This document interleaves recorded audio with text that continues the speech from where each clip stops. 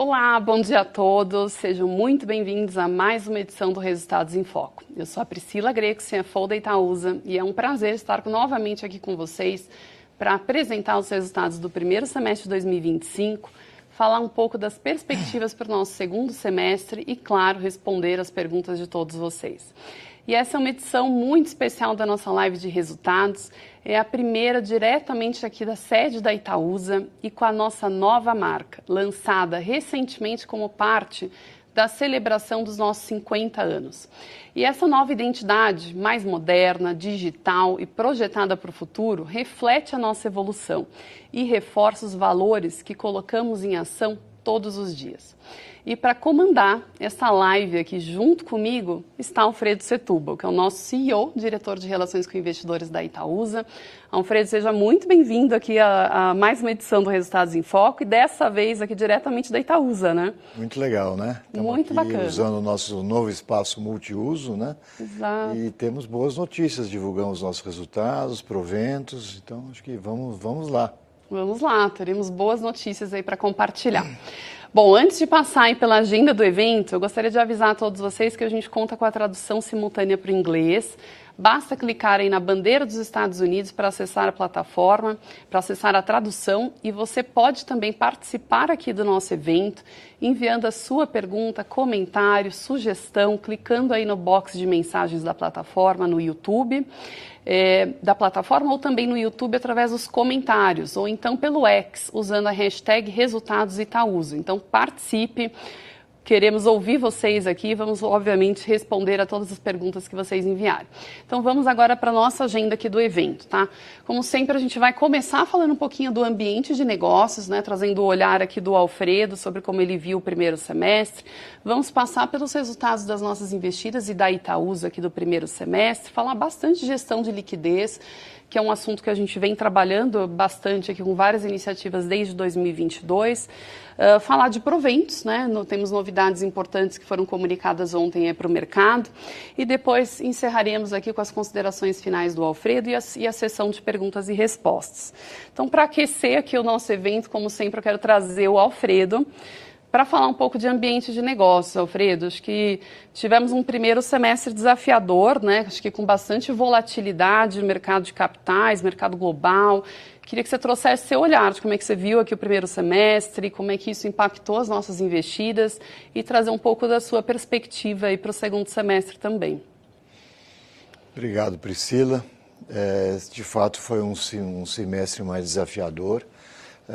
Estamos vendo uma taxa de juros bastante alta, né? Inclusive subiu ao longo desse primeiro semestre, e isso evidentemente traz desafios para todas as empresas, e isso não foi diferente. Além disso, tivemos um cenário internacional bastante difícil também, com as guerras que continuam, né?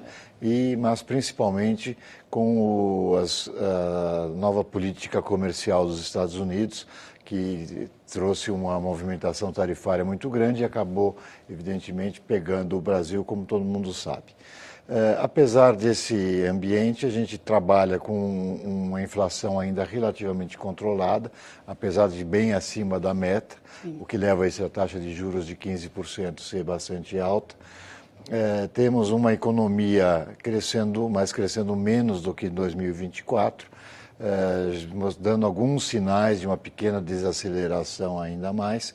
Então, é um ambiente que é desafiador para as empresas, para o Itaú Unibanco, que é a nossa maior investida, mas, de qualquer forma, os resultados do primeiro semestre, de um modo geral, das empresas foram muito positivos.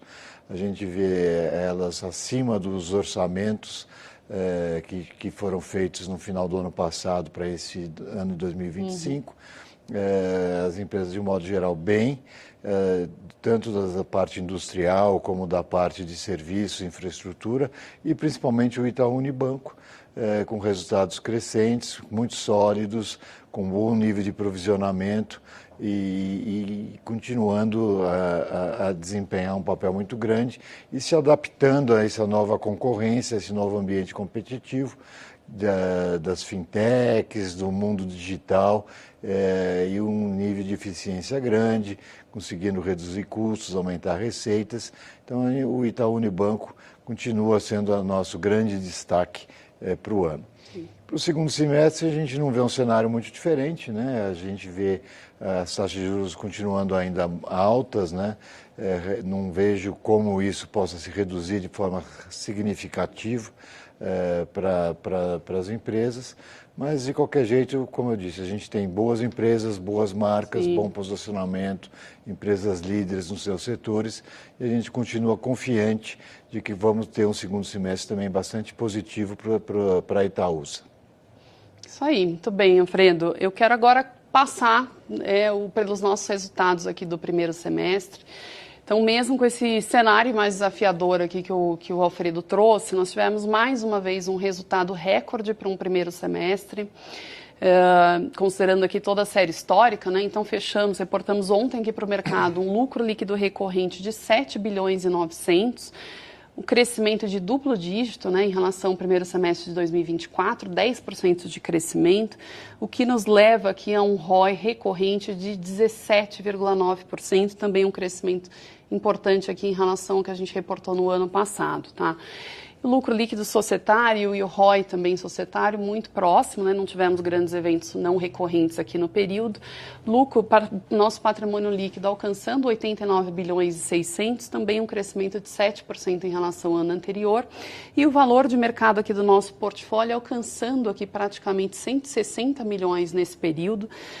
24% de crescimento em relação ao ano anterior, mesmo com um cenário mais volátil de mercado de capitais, né? Nosso portfólio valorizando aqui 24%, enquanto o Ibovespa no mesmo período valorizando 12%. Acho que isso mostra bastante, né, a resiliência do nosso portfólio, a qualidade do nosso portfólio, né, formado por empresas líderes aqui em seus setores de atuação. E acho que resultados bastante sólidos, né, acho que mostrando toda a nossa consistência e nossa capacidade aqui de criação de valor. E agora eu vou mostrar como é que a nossa ação performou, né? Nossa ação aqui, considerando a ITSA 4, que é a ação mais líquida, performando em todos os períodos aqui que a gente trouxe para análise, né? Mas no curto prazo, 5 anos ou 10 anos, muito acima de qualquer benchmark que a gente considera aqui. Então, a gente trouxe aqui para fins de referência Ibovespa, IBRX 100 e também S&P 500. E a ação da Itaúsa, a gente percebe aqui nos 12 meses, por exemplo, 28,7% de valorização, enquanto o Ibovespa 12% e S&P aqui crescendo, aumentando aqui em 13%, 13,6%. Então, acho que mostra bastante a capacidade da Itaúsa de criação de valor de forma bastante consistente e recorrente aqui ao longo dos anos, tá? E vamos falar um pouquinho sobre desconto de ação, né? Acho que é um assunto que a gente vem comunicando e conversando muito com o mercado. Nosso desconto, encerrando aqui o mês de julho, ainda num patamar considerado bastante elevado, aqui na casa de 25%.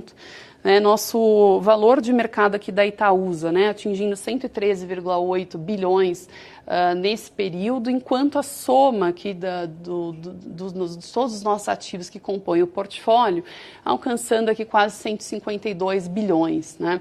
Então, a gente negocia, nossa ação negocia com desconto, inclusive em relação ao nosso stake aqui, a nossa fatia do Itaú Unibanco, a nossa participação no Itaú Unibanco.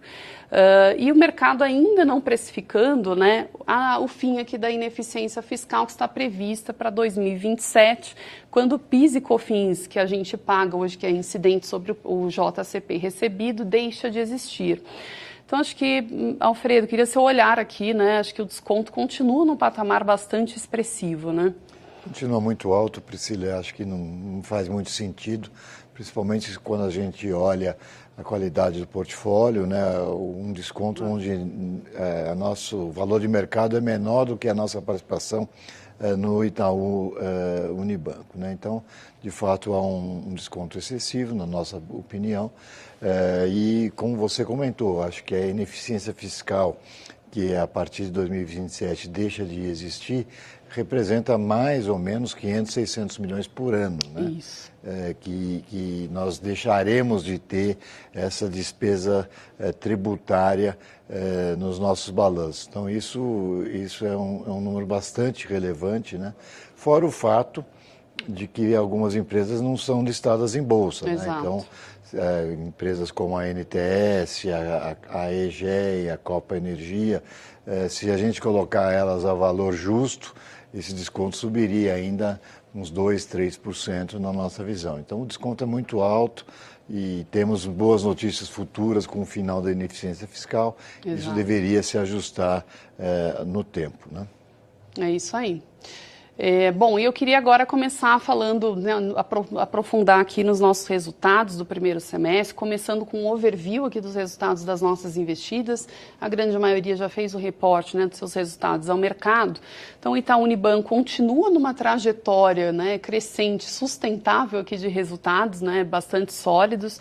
Atingiu aqui um lucro líquido no semestre em IFRS de 21 bi e 600, né, um crescimento importante em relação ao ano anterior, o que levou aqui a um ROI no patamar de 21%. Dexco teve uma performance, acho que bastante favorável no segmento de madeira e também na sua operação da LD Celulose, mas ainda continua num momento desafiador aí no segmento de acabamentos, tá?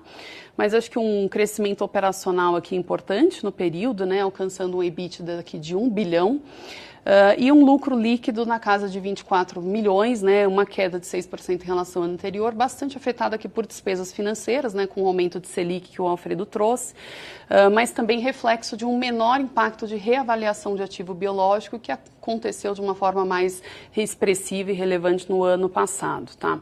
A Alpargatas também fez um reporte, acho que de resultados muito positivo, uma recuperação muito favorável aqui da companhia, e aqui atingindo um EBITDA com um crescimento aqui acima de 100%, né, alcançando 400 milhões nesse primeiro semestre, lucro atingindo 221 milhões, aqui refletindo maiores receitas, principalmente por um melhor mix de produtos, de canais, menor custo por par e também vários ganhos de eficiência aqui que impactaram positivamente o resultado da companhia.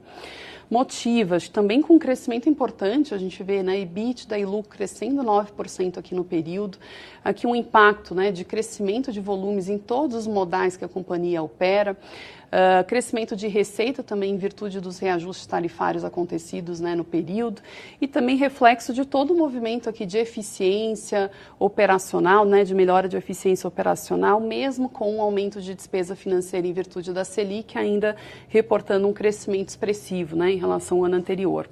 A EGEA também com impacto aqui operacional, um crescimento bem importante, né, das suas receitas, das concessões, né, incluindo novas concessões recentes adquiridas, né, pela companhia, mas aqui também reflexo, né, de maiores volumes e também reajustes tarifários, né, aplicados no período, tá?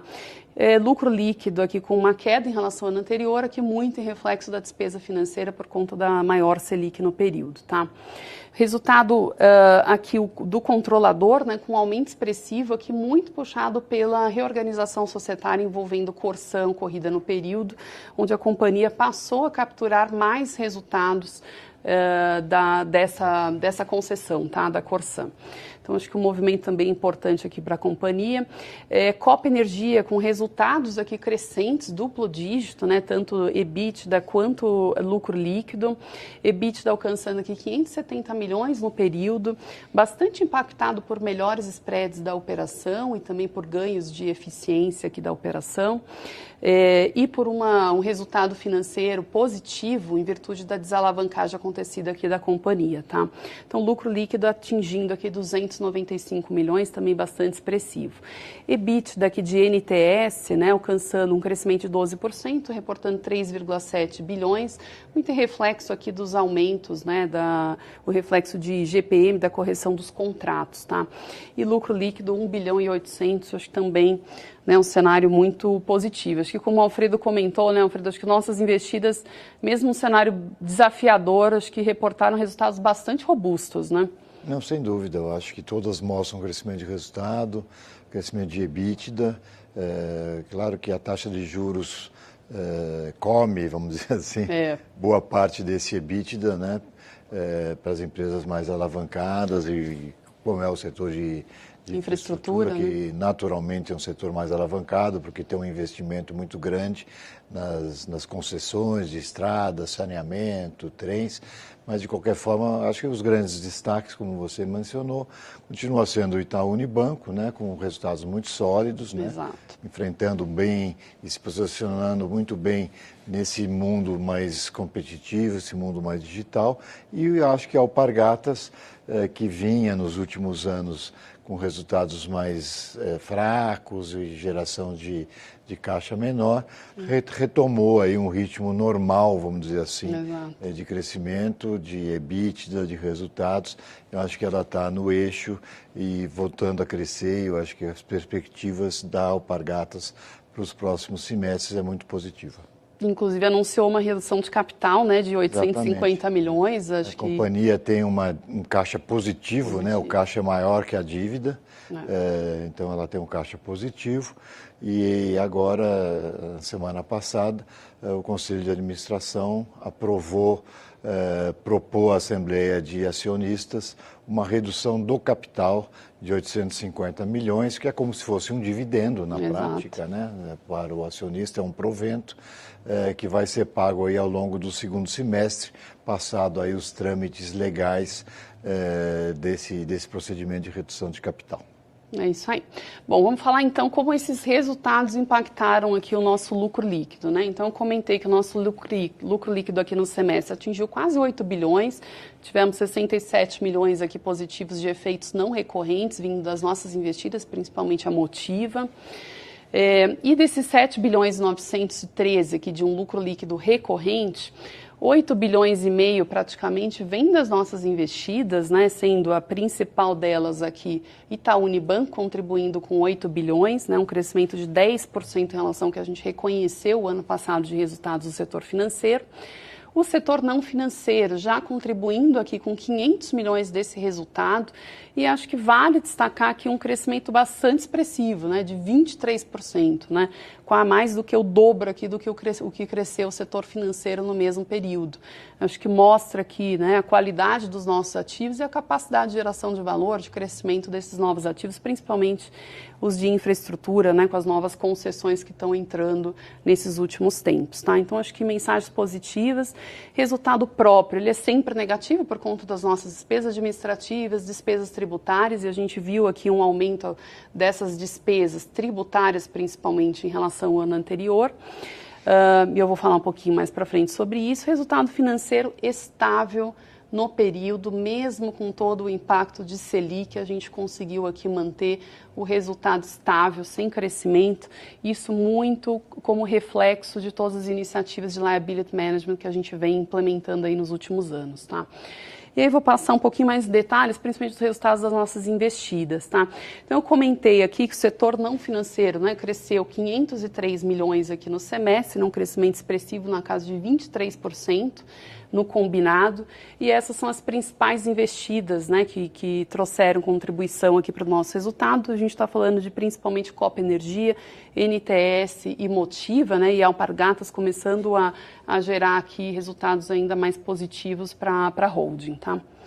E vamos aqui passar pelo detalhe do nosso resultado próprio. Nosso resultado próprio é formado pelas nossas despesas administrativas e despesas tributárias, essencialmente. E essa piora que a gente viu aqui, né, ano contra ano, foi em decorrência aqui de uma maior despesa tributária sobre o que é o PIS e COFINS sobre JCP. Tá? Enquanto mais JCP a gente tem de declaração do Itaú, principalmente do Itaú Unibanco, mas também de algumas outras investidas, mais a gente tem aqui reflexo de despesa tributária na Itaúsa, que no fundo, né, nos leva aqui a um cenário até positivo, né, de maior recebimento, né, de lucro e resultados das nossas investidas por conta desse benefício fiscal, né, utilizado nas nossas investidas do JCP, tá? Então, acho que a piora aqui do resultado vem muito da despesa tributária, e aí vou falar um pouquinho agora do nosso resultado financeiro, tá? Nosso resultado financeiro estável, né, em 120 milhões aqui negativos no período, Com esta composição, então, tivemos uma maior rentabilidade de caixa aqui no período, que foi compensado aqui por maiores despesas de juros, que seriam ainda maiores se a gente não tivesse feito todos os movimentos, né, de pré-pagamento, de refinanciamento de dívida. Então, isso permitiu aqui que a gente tivesse esse resultado estável no período, tá? E agora vamos passar para a nossa próxima sessão aqui, vamos falar de gestão de liquidez, tá? Vamos fazer uma retrospectiva aqui dos últimos movimentos que a gente fez desde 2022, né? Se vocês têm acompanhado, a Itaúsa vem implementando uma série de iniciativas de redução de dívida, de mudança de perfil da sua dívida, de pré-pagamento. E eu vou fazer aqui uma retrospectiva, né? Esse movimento começou em 2022, onde a gente atingiu a maior dívida bruta aqui da história da Itaúsa, que foi de 8 bilhões e 400, depois, né, do nosso último ciclo de investimentos. E a gente fez aqui um primeiro movimento usando recursos de venda das ações da XP, com pré-pagamento de dívida de 1 bilhão e 800, que permitiu uma redução aqui inicial da nossa dívida bruta. Em 2023, fizemos mais 2 movimentos aqui, um pré-pagamento importante de dívida, também usando recursos de venda de ações da XP, e fizemos também um refinanciamento, aqui com o objetivo tanto de reduzir a nossa dívida bruta, mas também melhorar o perfil da nossa dívida, tá? Em 2024, fizemos mais um movimento de refinanciamento, aqui buscando tanto o alongamento, acho que com esse movimento foi bem importante que a gente conseguiu alongar nossa dívida em 1 ano e ainda reduzimos em 52 bips o custo da nossa dívida. E por fim, vocês devem ter visto aí em julho, né, que a gente aproveitou o recurso advindo aí do aumento de capital que nós fizemos, né, de valor de 1 bi, e também consumimos parte do nosso caixa próprio aqui de 250 milhões para fazer mais um pré-pagamento de 1 bi 250, e aqui conseguimos reduzir a nossa dívida bruta em mais 28%, e também tivemos aqui um reflexo positivo, né, de redução do custo médio, porque fizemos um pré-pagamento de uma dívida que era, em termos de spread, a mais cara que a gente tinha no portfólio, uma redução de 17 bips aqui do custo da nossa dívida. Então, considerando, acho que todos esses movimentos aqui desde 2022, né, esses são os principais resultados, né, são resultados, acho que bastante expressivos que a gente obteve, 57% de queda, né, de redução aqui da nossa dívida bruta, nossa dívida líquida reduzindo 90%, nosso serviço da dívida também com uma queda importante, ao mesmo tempo com um alongamento, né, do nosso perfil da dívida em 2,2 anos, então um cenário, acho que muito positivo aqui, de reflexo dessas estratégias, e acho que é algo que nos traz aqui muito conforto, né? A gente zerou qualquer amortização de principal de dívida até 2028, tá? E todos esses movimentos foram reconhecidos pelas 3 agências de rating que nos acompanham, avaliam o nosso risco de crédito e classificam a Itaúsa com rating AAA. Então vamos ver agora como é que a gente ficou aqui em termos de cronograma de amortização. Como eu falei, a gente zerou todas as nossas dívidas aqui, né, pagamento de principal até 2028, com este pré-pagamento que a gente fez recentemente em julho, né, a gente reduziu também a concentração que tinha aqui de amortização em 29, 30 e 31, então agora temos um fluxo de amortização, acho que bastante confortável, tá? Nossa dívida líquida atingindo aqui a casa, né, nesse patamar de 587 milhões, custo médio da dívida que alcançando 1,37%, 61 bips abaixo do que a gente tinha reportado em junho de 2024, tá? E o nosso prazo médio com aumento aqui com esse último movimento que a gente fez, passando a 6,5 anos. Então, assim, quando a gente olha todos os indicadores, né, de alavancagem, bastante confortáveis em termos de cobertura de juros e tudo mais, e demonstra, acho que, muita solidez também, né, Alfredo, do nosso balanço e a capacidade de realavancar a companhia se tivermos aí um novo ciclo de investimento quando o cenário permitir, né? Exatamente, Priscila. O último investimento que nós fizemos foi no final de 2022, né? Quando nós compramos a nossa participação na CCR, atual Motiva, né? Alterou o nome.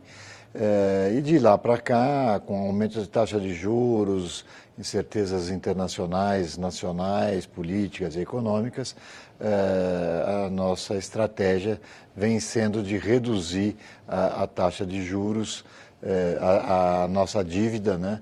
E reduzimos aí praticamente em 5 bilhões de reais ao longo desses últimos anos, utilizando recursos oriundos da venda das ações da XP, pequenas chamadas de capital para complementar essa redução de dívida. Então, acho que nossa estratégia tem se mostrado adequada, até porque o nosso cenário é que a taxa de juros Selic possa ter até alguma redução aí ao longo dos próximos 12 meses, mas ela continuará sendo bastante alta. Como sendo uma holding que é operacional, que não gera recursos a não ser os dividendos e JCPs recebidos das nossas investidas, o Conselho de Administração da companhia entendeu ser a melhor política de redução de juros. Sim, não quer dizer que a gente não continue olhando novas alternativas de investimento.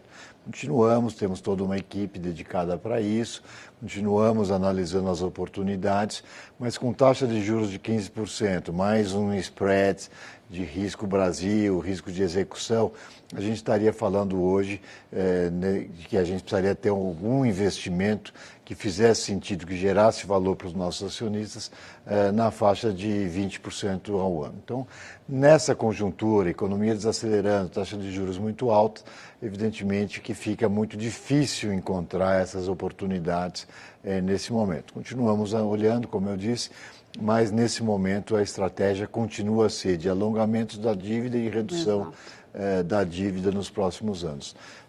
Então, acho que para o investidor isso é importante, a gente vai reduzindo as despesas financeiras, né? Vamos mantendo a nossa prática de repassar os dividendos recebidos pelo Itaú Unibanco para os nossos acionistas e teremos, como já comentei, a partir de 2027, né, uma redução da ineficiência fiscal que gira em torno de 500, 600 milhões, que é mais ou menos o que a gente tem de fluxo financeiro para amortizar essa dívida. Então, do ponto de vista estrutural, a companhia está muito bem, muito tranquila do ponto de vista financeiro. E se o cenário mudar, se o ciclo mudar, vamos olhar isso em investimentos novos, porque a gente vai estar com a companhia muito desalavancada, podemos alavancar ela novamente, mas é um cenário que ainda temos cautela em avaliar quando isso será possível. Perfeito. Vamos falar um pouquinho agora sobre proventos. É um tema acho que bastante acompanhado aqui e esperado pela nossa audiência. E ontem tivemos boas novidades, né? Deliberamos aqui na reunião de conselho pagamento de 2,3 bilhões em JCP em 29 de agosto, dos quais, líquidos, né? Esse valor é líquido, dos quais 553 milhões líquidos aqui já tinham sido, né, deliberados no dia 16 de junho.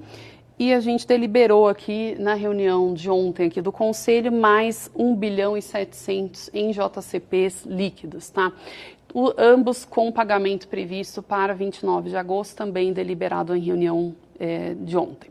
Bom, e com isso a gente encerra o semestre com pagamento de 2,7 bilhões em proventos aqui para os nossos acionistas, um crescimento bastante expressivo em relação ao semestre anterior, a gente está falando de 47% de crescimento, tá? E isso nos leva aqui a um payout de 36% em relação ao resultado reportado, né, do primeiro semestre, e um dividend yield alcançando aqui quase 10%, o que nos coloca de forma, né, recorrente aqui entre os maiores dividend yields dentre as ações negociadas na B3. Então, acho que uma remuneração bastante atrativa, né, Alfredo, aqui para os nossos acionistas. Não, muito atrativa. Eu acho que a gente vê o fluxo de proventos recebidos das nossas outras investidas não financeiras também crescendo. Isso faz com que a gente possa fazer frente aos pagamentos de juros e amortizações de dívida para os próximos meses, semestres, e continuarmos com a nossa prática de repassar integralmente os proventos recebidos do Itaú Unibanco. Então, o yield de 10%, como você colocou, é um yield bastante alto em relação à Bovespa, nos coloca aí certamente entre os 10 temos menos melhores pagadores de dividendos em relação à cotação, e acho que os investidores que investem na Itaúsa têm como um dos seus objetivos, além de investir numa empresa num portfólio muito sólido e tudo mais, também ter um fluxo de dividendos previsível e sólido para manter os seus investimentos. Então, perfeito. Acho que as notícias são muito positivas, né? Muito positivas. Bom, e antes de passar a palavra aqui para o Alfredo, que vai fazer as considerações finais, eu gostaria de lembrar que a Itaúsa publica regularmente as novidades e as informações relevantes sobre a holding e também sobre as empresas do nosso portfólio no site, na nossa newsletter e também nas redes sociais. Então, siga a Itaúsa no Instagram e no X e inscreva-se no nosso canal do YouTube e também assine aqui a nossa newsletter @Itaúsa. E eu gostaria de pedir também para que ao final dessa transmissão você não deixe de responder a pesquisa de satisfação, para que a gente possa continuar aqui melhorando a cada edição esse nosso evento. Então é só capturar esse QR Code aí que está aparecendo na tela para vocês, ou então clicar no botão que aparece logo abaixo da tela de transmissão. Então, Alfredo, eu queria agora, acho que você já foi fazendo, né, algumas considerações aí ao longo da apresentação, sim, mas só para a gente encerrar aqui essa nossa apresentação que foi bastante enxuta e executiva, quais são os pontos aí que você destacaria desse nosso semestre e aí falando do segundo semestre, o que a gente pode esperar? Destacaria que a gente tem resultados muito sólidos, né? Uma estratégia de redução de dívida muito bem organizada, não só de redução, mas de alongamento da dívida, de maneira que a gente possa aí não ter uma concentração muito relevante ao longo dos próximos anos. Temos conseguido manter um nível de pagamento de proventos muito grande, fruto dos recebimentos do Itaú Unibanco, mas também o aumento que a gente tem visto do recebimento de proventos das outras empresas não financeiras, né? Então, acho que de um modo geral a Itaúsa continua com uma estratégia clara. Como eu disse, nesse momento, reduzir dívida, alongar a dívida é o principal mote da nossa estratégia. E vamos continuar assim, continuando analisando novas oportunidades, mas num cenário mais desafiador isso fica mais difícil, né? Mas acho que de um modo geral os investidores, imagino eu, que estejam satisfeitos, a ação tem se valorizado, os dividendos e proventos têm sido pagos e nos colocam numa posição muito boa, e o nosso portfólio tem se mostrado muito resiliente, muito forte, não só o Itaú Unibanco, pela sua enorme presença no mercado financeiro brasileiro, mas também por parte das empresas investidas que são relevantes nos seus setores, né? São grandes empresas nos seus setores e que também têm mostrado desempenho financeiro, econômico e de crescimento muito forte. Então, eu acho que a gente está bem posicionado para enfrentar esse momento e vamos seguir adiante nessa estratégia. Muito bom, Alfredo, obrigada. Bom, eu queria agora falar que a gente entra aqui na nossa próxima sessão, né, que chegou a hora de responder as perguntas e dúvidas dos nossos analistas, convidados e também de todo o público que está nos acompanhando. Então vamos lá, Alfredo? Vamos lá.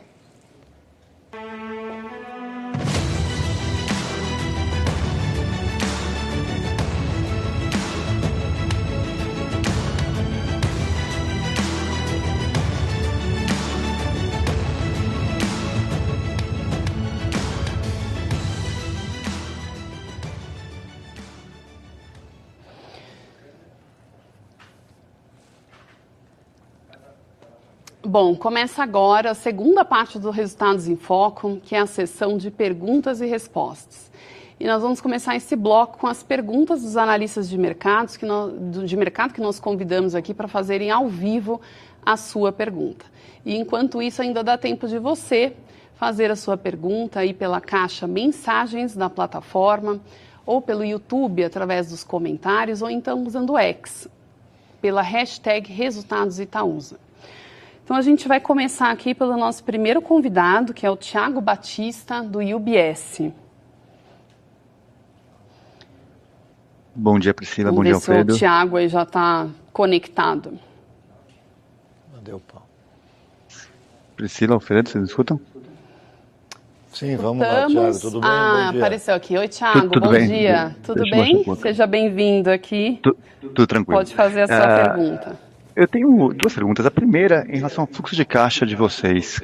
Quando a gente olha as empresas não financeiras, pega o primeiro semestre, acho que teve um ganho positivo ali de 340 milhões, próximo disso. Se olhar o ano passado, algo como 700 milhões de reais vindo das não financeiras. Esse fluxo já é maior do que as despesas operacionais, financeiras, só tem que excluir, obviamente, a ineficiência fiscal. Meu ponto é, dá para imaginar que em 2027 para frente, quando você não tem mais essa ineficiência fiscal, parte desse fluxo de caixa que vem das não financeiras vão ser distribuídos para os acionistas, ou de uma outra forma, a Itaúsa poderá pagar mais do que ela recebe do Itaú via proventos? E se me permite um segundo ponto, a Petrobras mostrou há algum tempo atrás interesse em investir no mercado de distribuição de gás. Vocês têm uma exposição relevante na Copa. Dá para falar que a Copa é um core asset para vocês, da holding, ou não? Já daria para pensar em algum tipo de desinvestimento da Copa Gás? Tá bom. Obrigada, Thiago, aqui pela sua participação. Acho que eu vou começar respondendo aqui sobre fluxo de caixa. Acho que você está correto, né? O fluxo de caixa do setor não financeiro vem crescendo nos últimos anos. Né, a gente tem perspectivas, acho que bastante positivas aí para os próximos anos. E como o Alfredo trouxe, né, a gente tem essa perspectiva do fim do PIS e COFINS em 2027, que muda bastante também o nosso cenário aqui de fluxo de caixa para os próximos anos. Então, eu acho que a gente pode sim afirmar que no médio prazo aí, a gente deve repassar, né, acima do que a gente recebe do setor financeiro, desde que, obviamente, esse fluxo, né, ele consiga remunerar aqui os nossos custos da holding, que vão reduzir bastante aí com o fim da ineficiência fiscal, né? Então, a gente está falando essencialmente da nossa despesa administrativa e o que a gente tiver aí de despesa financeira, que também tem se reduzido bastante por conta de todo o pré-pagamento de dívidas aí que a gente vem fazendo e toda a estratégia de refinanciamento. Então, acho que o cenário é positivo, sim, aí no médio prazo, e acho que a gente vai ter condições, sim, de começar a repassar a parte desse fluxo que hoje a gente retém, né, que vem do setor não financeiro. Alfredo, não sei se você quer comentar um pouco sobre Copa Energia. Sim, obrigado, Thiago, aí pela pergunta. É uma pergunta interessante. De fato, a Petrobras, o Conselho de Administração da Petrobras, na semana passada, aprovou a potencial volta da Petrobras ao setor de distribuição de combustíveis, não só do gás de cozinha, né, do GLP, mas também dos combustíveis, né, gasolina, diesel, lubrificantes e tudo mais. Vamos ver como é que isso vai se dar. Evidentemente que isso pode ter algum impacto na rentabilidade das empresas e entrar um player relevante como a Petrobras nesse mercado pode ter alguma mexida do ponto de vista da estrutura e da forma como o mercado vem operando na distribuição de GLP.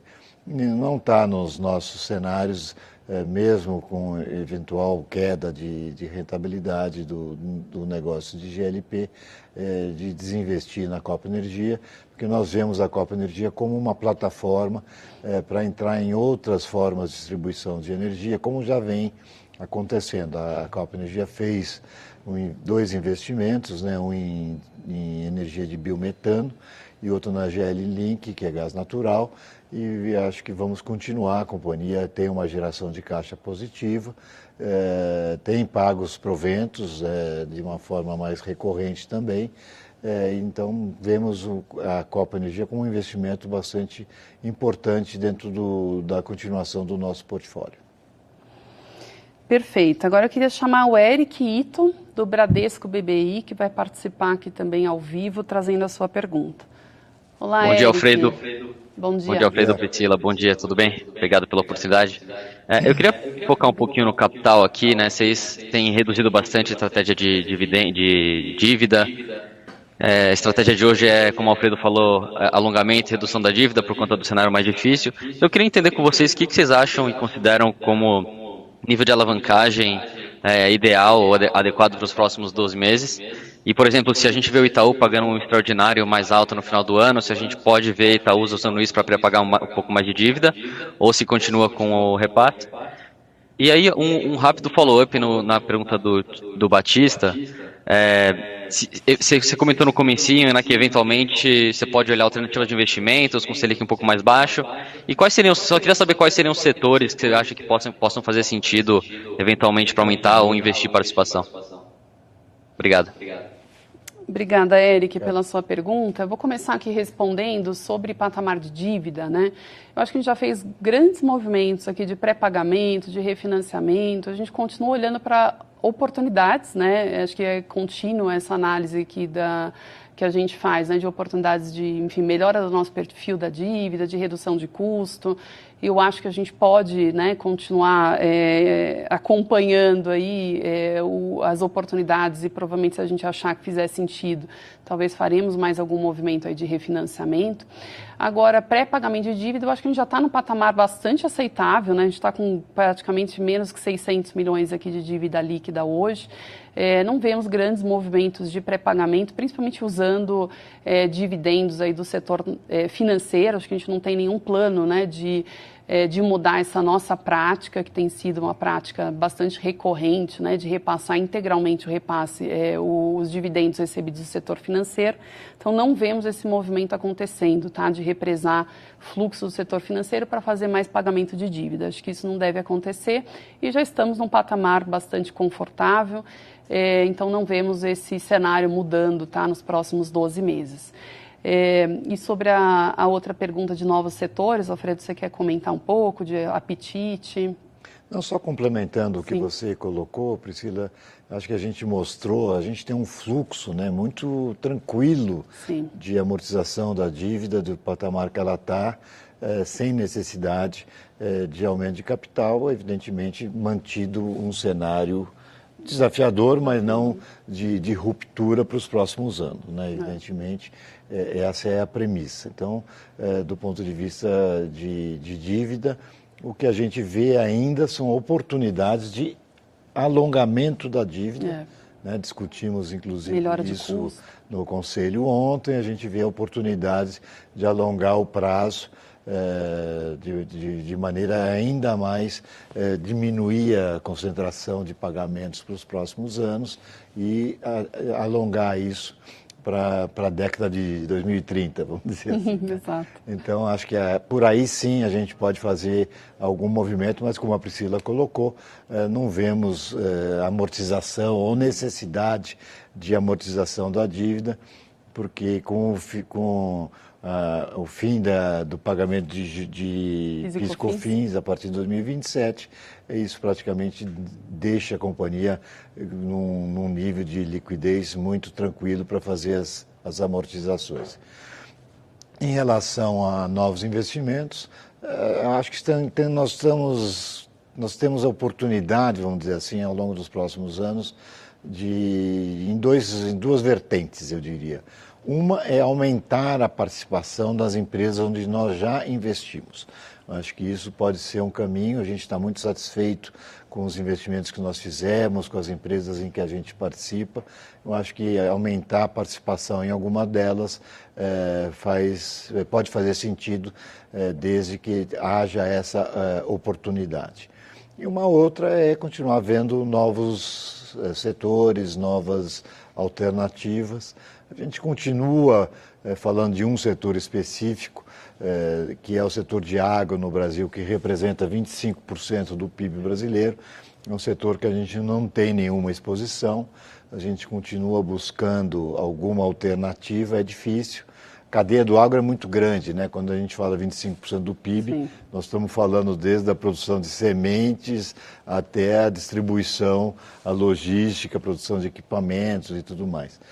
Então temos olhado esse setor como um todo, né, o setor agro como um todo, mas buscando alternativas que nos tragam um investimento que faça sentido e que não traga tanta volatilidade do preço das commodities para o nosso resultado. Então é difícil, mas nós continuamos citando, por exemplo, o setor agro como um dos setores que a gente teria interesse em fazer algum tipo de investimento. Perfeito. E nosso próximo convidado aqui é o Thiago Binsfeld, da Goldman Sachs. Thiago, seja bem-vindo, bom dia, pode fazer a sua pergunta. Bom dia, Priscila, Alfredo, obrigado por pegar minha pergunta. Eu queria ouvir um pouquinho sobre eficiência no Itaú, como é que vocês estão vendo esse tema? O banco claramente tem um momento operacional muito positivo, né, como a gente viu nos últimos resultados, e até numa janela um pouquinho mais longa, né, se a gente olha nos últimos 5 anos, teve já muito ganho de eficiência até aqui, né. Então, eu queria ouvir de você, Alfredo, como é que você vê o tema de eficiência evoluindo daqui para frente? Eu acho que você já viu alguns ciclos de adoção de novas tecnologias dentro do banco, né, mas também como é que está monitorando potencial uso de modelos de inteligência artificial, se isso vai destravar a forma que o banco serve o cliente, eventualmente aumentando o cross-sell, ou até mesmo cortando despesas nominais nos próximos anos. Obrigado. Obrigado, Thiago. É uma pergunta super relevante sobre a estratégia do Itaú Unibanco, né? A nossa maior investida, representa aí quase 90% dos nossos negócios da holding. Eu acho que eficiência no Itaú Unibanco é uma palavra chave dentro da nossa estratégia, né? O banco tem mostrado ganhos de eficiência, né, ao longo dos últimos anos. Se a gente olhar 10 anos atrás, o índice de eficiência do Itaú Unibanco estava em torno de 48%, 49%. Hoje a gente vê esse índice de eficiência em torno de 38%, 39%. Então houve uma redução de 10 pontos, o que é bastante relevante. Mas isso, na nossa visão, ainda não é suficiente. Esse índice de eficiência é um índice médio. O nosso banco de atacado, vamos dizer assim, o Itaú BBA e as operações de atacado, de private bank, asset management, tem índices de eficiências muito baixos, abaixo de 30%. Mas a nossa operação de varejo, de pessoas físicas, ainda possui um índice de eficiência aí em torno de 45%, 50%. Então, há, sem dúvida nenhuma, um espaço muito grande de redução de melhoria, vamos dizer assim, do índice de eficiência, principalmente na atividade de pessoas físicas no Itaú Unibanco. Isso se dará por várias formas, como você citou, o uso de inteligência artificial para atendimento, para várias coisas.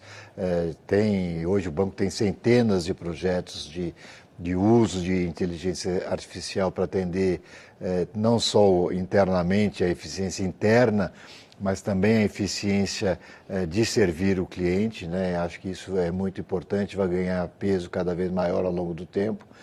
Temos hoje uma área de tecnologia com 18 mil pessoas trabalhando em transferir toda a nossa tecnologia, todos os nossos softwares para a nuvem.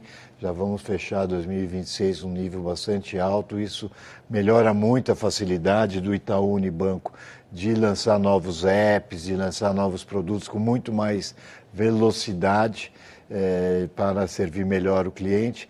Então, acho que eficiência é um tópico que é muito relevante na redução de custos, principalmente, como eu comentei, na área de pessoas físicas como um todo, seja a rede de agências, Itaú Personalité, Uniclass, Private Banking, tudo isso passa por grandes transformações e passará por grandes transformações ao longo dos anos. Então nós vamos continuar vendo esse nível de eficiência melhorando bastante no Itaú Unibanco nos próximos anos. Perfeito, Alfredo. Então temos mais um convidado aqui, que é o Yuri Fernandes, do JP Morgan. Yuri, bom dia, seja bem-vindo. Bom dia, Priscila, obrigado, Alfredo. Queria fazer um follow-up na pergunta do Batista sobre desinvestimento de uma maneira mais genérica, né? Acho que ele perguntou mais da operação de gasto, e a gente teve algumas perguntas de aonde investir, né, no futuro. Entender um pouquinho se tem alguma unidade de vocês que vocês veem talvez uma opção de desinvestimento, seja por IPO, seja porque talvez a operação não está casando com o view do portfólio de vocês. Então essa é a primeira pergunta. E uma segunda bem rápida, eu estava com uma dúvida que a gente olha o papel de vocês há bastante tempo. Eu lembro que a NTS lá atrás você tinha uma debênture conversível em 10 anos. E eu acho que já acabou a compra do stake da Petrobras, assim, o stake de vocês era um pouquinho menor, né? Ele até subiu lá em 2021.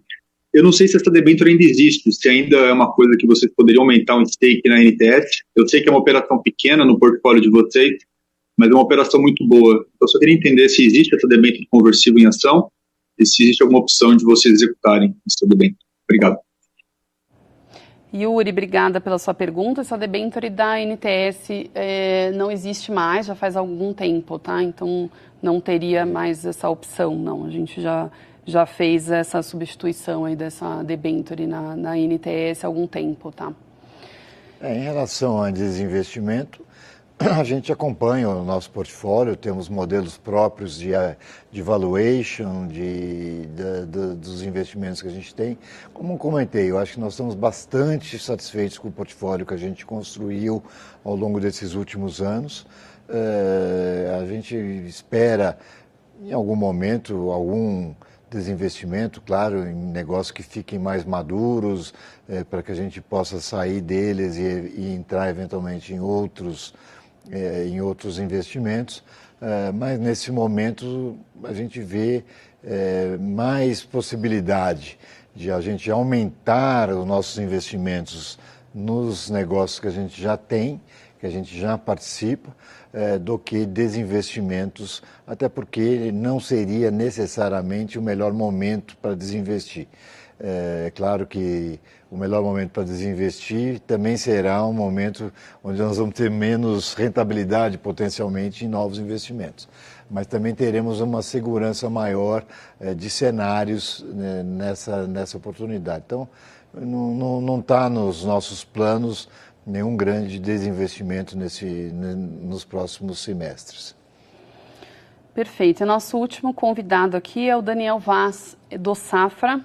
Oi, Daniel, bom dia, seja bem-vindo. Bom dia, Priscila, bom dia, Alfredo. Tá sem som. Sem áudio, agora apareceu. Opa, agora funciona. Bom dia, Priscila, bom dia, Alfredo. A gente tem ouvido bastante, né, assim, dessa potencial desaceleração macroeconômica no segundo semestre.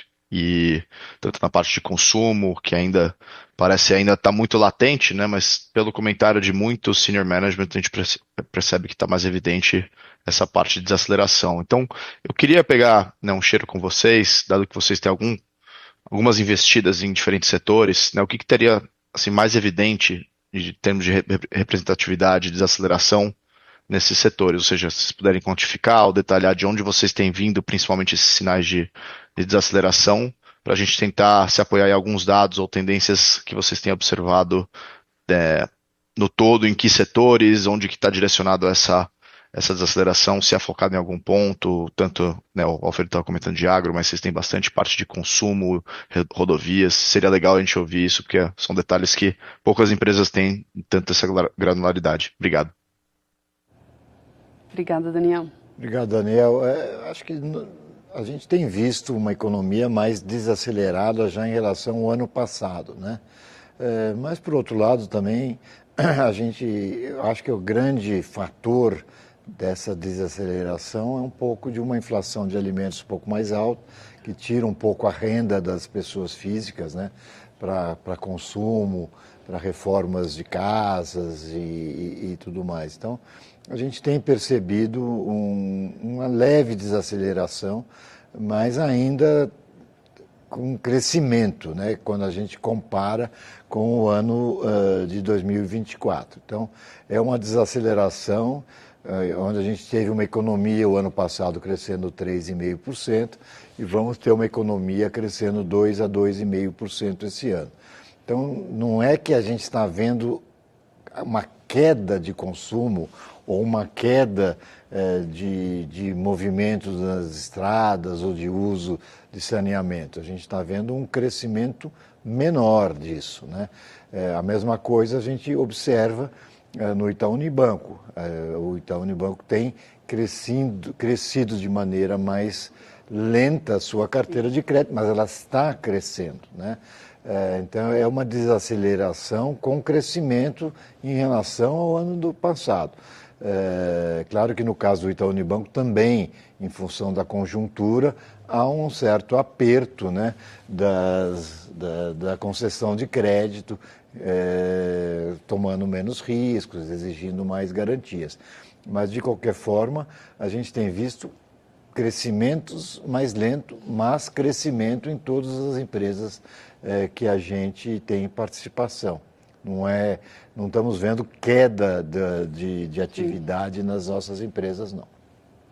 E temos participação no setor de infraestrutura, que tem um fluxo mais estável também, né? Mais estável, mas a gente vê os números da Motiva, de estradas, de trens, aeroportos, eles crescem, né? Num ritmo menor, mas são crescimentos positivos. É uma coisa em saneamento. A gente vai vendo, vai ligando mais casas ao setor, né, aos tubos, vamos dizer assim. Exato. E isso cresce, né? Alpargatas, a gente vê uma estabilidade até em algumas regiões, crescimento do consumo, né? Sim. Então, assim, é um crescimento menor quando a gente fala em desaceleração, né? Exato. Bom, Alfredo, conseguimos aqui atender os nossos analistas e agora eu vou abrir aqui, vou pegar algumas perguntas da nossa audiência, que a gente recebeu bastante pergunta, e eu agrupei aqui algumas delas, que de forma, né, como você sabe, que a gente recebe muita pergunta da parte de proventos, né, então eu agrupei aqui. Então, algumas pessoas querendo saber, entender melhor as nossas práticas de remuneração, retorno aos acionistas e as nossas perspectivas, tá?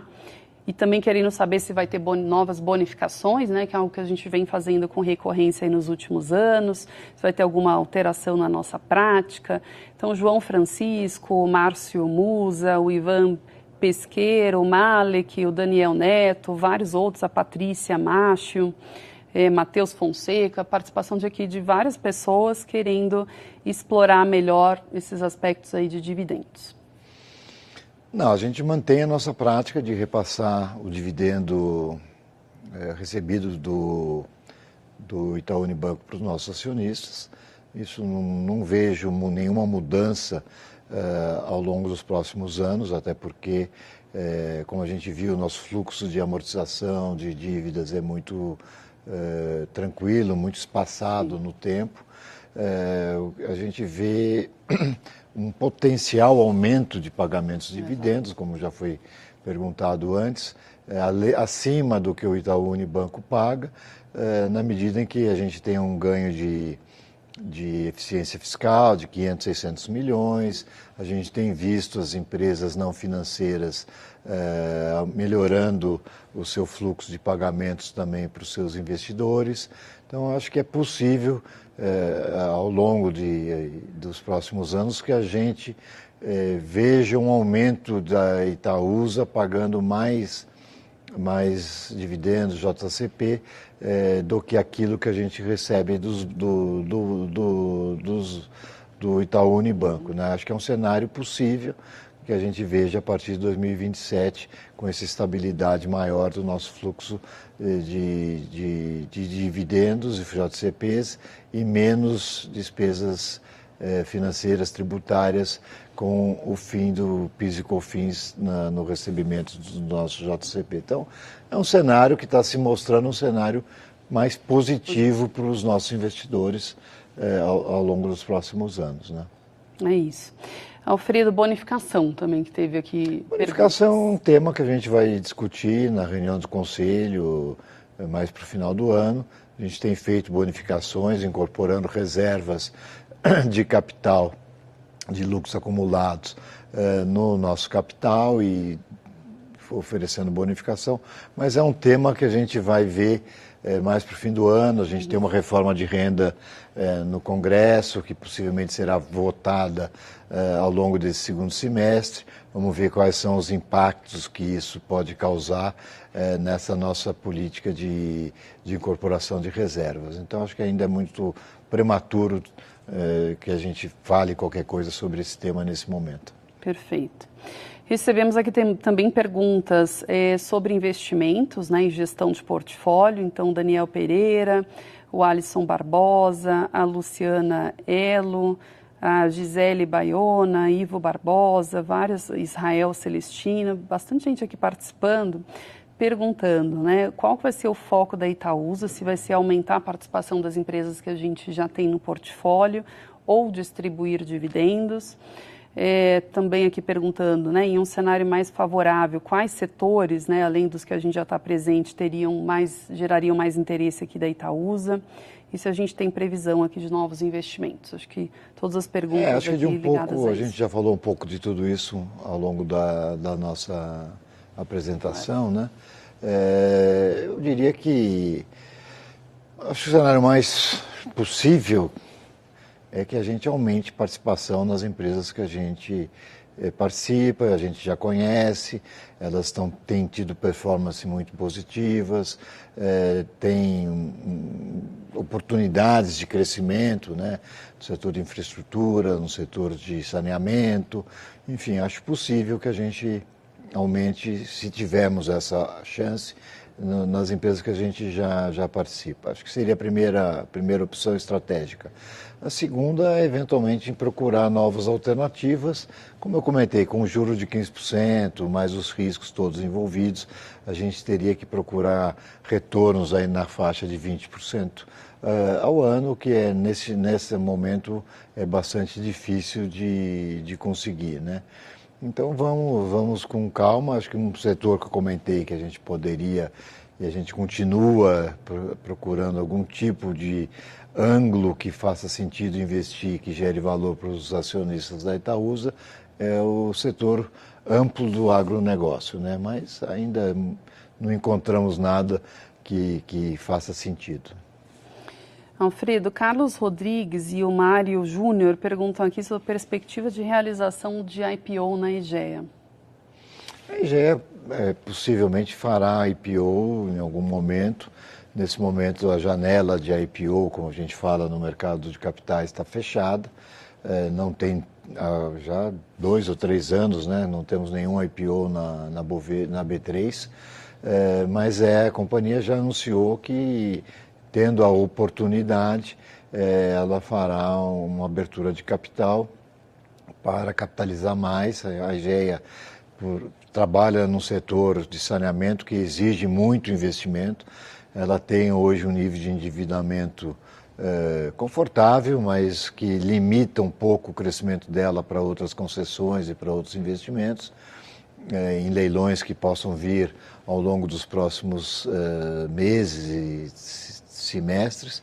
Então, sim, a Egea é uma candidata, sim, para um IPO no futuro, e ela vem se preparando para isso do ponto de vista de governança, de controles, de auditoria, enfim, controles de risco. Ela está se preparando de forma acelerada para que, no momento que haja uma oportunidade, ela possa fazer um IPO, evidentemente, desde que o valor, o valuation, né, oferecido pelos bancos de investimento sejam adequados para a expectativa da companhia, né? Alfredo, recebemos também uma pergunta do William sobre o interesse da Itaúsa ou não em exercer seu direito de preferência sobre as ações da Motiva detidas pela Mover. Esse é um assunto que vamos ver como é que vai se encaminhar, né? Não há uma clareza ainda de como isso vai se dar, em que momento e que isso vai aparecer, a que nível de preço, mas não só a Itaúsa tem essa preferência, como os demais acionistas do grupo de controle, né? Então, no momento adequado, vamos discutir se há interesse, se não há interesse, quais dos acionistas têm interesse, Exato. Quais não têm interesse, cada um tem a sua estratégia, né? Então, acho ainda um pouco prematura essa discussão. Acho que ela se dará ao longo desse semestre, possivelmente, mas ainda não temos um cronograma para essa discussão. Exato. Bom, e o Jader e também Silvio Sioff querem entender aqui como a Itaúsa enxerga o papel da Alpargatas dentro do portfólio e como é que a gente vê o desempenho e as perspectivas da companhia. A Alpargatas foi o segundo investimento que nós fizemos em 2017. A companhia performou muito bem até a pandemia, Depois, como eu já comentei aqui em eventos desse tipo no passado, nós cometemos alguns erros estratégicos, alguns erros operacionais. A companhia passou por um momento mais difícil, tanto no mercado interno como no internacional. Os resultados dos últimos 12 meses já mostram a companhia mais, vamos dizer assim, no eixo, retomando a sua operação, crescendo. Ela chegou a ter um nível de endividamento, hoje já está novamente com caixa positivo em termos de liquidez. Vai fazer uma redução, né? Está sendo proposta uma redução de capital de 850 milhões para a Assembleia agora no mês de setembro. Então, acho que a companhia está bem, ela está crescendo. O investimento da Roths que nós fizemos nos Estados Unidos tem se mostrado nesse momento já melhor, né? Nós fizemos um write-off de parte desse investimento aí 1 ano e meio, 2 anos atrás, né? Mas a companhia vem crescendo, vem gerando caixa, vem abrindo novas lojas. Então a Roths também tem se mostrado um bom investimento nesse momento. Então acho que a companhia está dentro do nosso portfólio. Ela teve momentos mais difíceis, mas estamos bastante satisfeitos agora com o novo rumo que ela retomou nesses últimos 12 meses. Alfredo, perguntas aqui sobre cenário macroeconômico, né, sobre a questão das tarifas, né, de importação dos Estados Unidos. Então, o Oswaldo e Antônio, o Pedro Gaudi, o Anderson e também a Larissa Okazaki queriam saber qual que é o impacto, né, dessas tarifas dos Estados Unidos aqui nos resultados da Itaúsa e portfólio, se a gente vê algum impacto relevante. E também, enfim, como é que a gente pretende se posicionar diante desses desafios todos aí. As tarifas impostas pelo governo americano não afetam as nossas empresas. A Dexco é menos de 1% do faturamento dela, eram exportações para os Estados Unidos. Evidentemente que isso fica praticamente inviabilizado. A Alpargatas também, através das Havaianas, também eram 2 milhões de pares também, 1% do faturamento. Então, não terá nas nossas empresas impactos relevantes ou serão muito pequenos no resultado delas. Então, acho que do ponto de vista do nosso portfólio, a gente não vê nenhum problema para nenhuma das empresas que a gente participa do ponto de vista de impactos das tarifas impostas pelo governo americano. Alfredo, e para encerrar, uma última pergunta aqui que foi do Carlos Villa, querendo entender um pouquinho os investimentos que o Instituto Itaúsa tem feito, né, qual que tem sido o foco de atuação e se engloba educação básica também. Obrigado, Carlos. Para nós é um tema bastante importante, ESG, é um tema que saiu um pouco da agenda de muitas empresas, de muitos investidores nesses últimos anos, mas para nós é um tema que continua muito forte aqui dentro do nosso conselho. Criamos o nosso Instituto Itaúsa em 2023, né? É um orçamento anual de 50 milhões de reais. O nosso objetivo nesse instituto é focar principalmente em 2 aspectos, o da sustentabilidade e da produtividade ligada à sustentabilidade. São temas que nós escolhemos por serem temas relevantes, principalmente a produtividade, que no Brasil é muito baixa, então a gente tem atuado. E o Instituto Itaúsa, a exemplo da própria Itaúsa, trabalha de forma muito associativa. A gente participa muito de projetos junto com outras fundações, com outros institutos ligados a esse nosso foco de sustentabilidade e produtividade. Quanto a ensino básico, a educação, aí a gente tem, através da Fundação Itaú, que é um braço do Itaú Unibanco Social, uma atuação enorme tanto na educação básica como na educação e trabalho, né, processos de educação profissionalizante.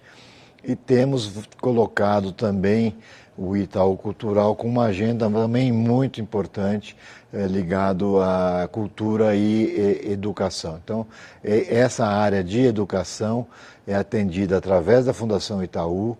A Fundação Itaú tem um orçamento aí de 300 e tantos milhões, 320 milhões de reais esse ano, focado 2/3, 3/4 disso na área de educação. Então, até por isso, a Fundação Itaúsa optou por não concorrer com a Fundação Itaú e ter mais uma fundação atuando nisso. Tem várias entidades privadas no setor de educação e a nossa opção foi para complementar na sustentabilidade e na produtividade, né? Então, acho que estamos indo bem. O Instituto já está bastante reconhecido, com bastante atuação. Vamos estar presentes na COP junto com outras empresas. Então, acho que a gente tem conseguido atender bem os nossos objetivos da Fundação e também a nossa agenda de sustentabilidade junto às nossas investidas, né? A gente tem atuado através dos conselhos de administração, não deixando que essa pauta de ESG também perca relevância dentro das nossas investidas, porque para Itaúsa é parte dos nossos valores e da nossa estratégia de termos empresas onde nós participamos que tenham uma relevância no setor de ESG, né? Perfeito, excelente. Alfredo, acho que a gente conseguiu aqui atender bem a nossa audiência, mas caso não tenha dado tempo aí de sanar a sua dúvida, você pode entrar em contato com a equipe de relações com investidores pelos perfis das redes sociais ou também por e-mail. Tá? E queremos também ouvir a sua opinião sobre o nosso Resultados em Foco. Então, capture o QR Code que está aparecendo aí na tela ou clique no botão abaixo da janela de transmissão para ter acesso à pesquisa. E eu queria lembrar todos vocês e aqui fazer um convite que no dia 30 de setembro nós teremos o nosso evento Panorama Itaúsa, que é um evento que a gente realiza anualmente para fortalecer a relação aqui com os nossos investidores e também stakeholders. Então é uma ótima oportunidade para você ouvir mais e conhecer mais aqui sobre a nossa estratégia, tá? Da Itaúsa e também das nossas investidas, ouvir também sobre as perspectivas. Então, fiquem atentos aí a todas as nossas comunicações, não percam e ficam todos vocês convidados. Alfredo, queria agradecer a sua participação, acho que foi excelente, conseguimos atender bastante aqui da nossa audiência. E obrigada, foi super rico aqui compartilhar esse novo cenário de dentro da Itaúsa aqui com você. Não, foi ótimo, acho que a gente conseguiu cumprir num tempo razoável e com uma boa profundidade, né? Todos os temas e perguntas e as coisas mais frequentes e curiosidades também dos nossos investidores. Reafirmo, acho que a Itaúsa tem um portfólio muito sólido. Sim. A gente está muito otimista com os resultados para os próximos semestres. Temos desafios, evidentemente. O país e o mundo passam por desafios enormes, mas a gente se coloca como um portfólio bem posicionado, com empresas líderes, com marcas fortes, né? Reduzindo a nossa dívida para poder, no momento mais adequado, voltarmos a pensar em investimentos novos, crescer o nosso portfólio, aumentar a participação nas empresas que a gente já investe. Então, acho que a Itaúsa passa por um momento muito bom, né? E isso tem se refletido na valorização das nossas ações, nos proventos que a gente distribui, na solidez do nosso balanço e dos nossos resultados. Então, contamos com o apoio dos nossos investidores, do mercado de capitais que a gente usa, né? Emitindo debêntures, fazendo chamadas de capital para fazer investimentos e redução de dívida.